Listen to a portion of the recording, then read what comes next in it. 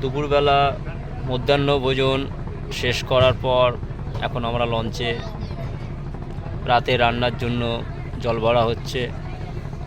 এরপর আমরা সোজা চলে যাব আমরা আমাদের হোটেলে, সেখানে গিয়ে বিশ্রাম নেব। তারপর সন্ধ্যেবেলা একটু ঘুঙুর নাচের প্রোগ্রাম হবে, তা দেখব। এবং আগামীকাল দ্বিতীয় দিন আমরা ভোরবেলা বেরিয়ে যাব আমাদের সুদর্ণাখালী, সুন্দরখালী, বনবিবি ভরানী, বীরখালী, গাজীখালী এবং দোবাকির উদ্দেশ্যে। সো গাইজ, কেমন লাগছে আপনারা দেখুন। Please like my channel.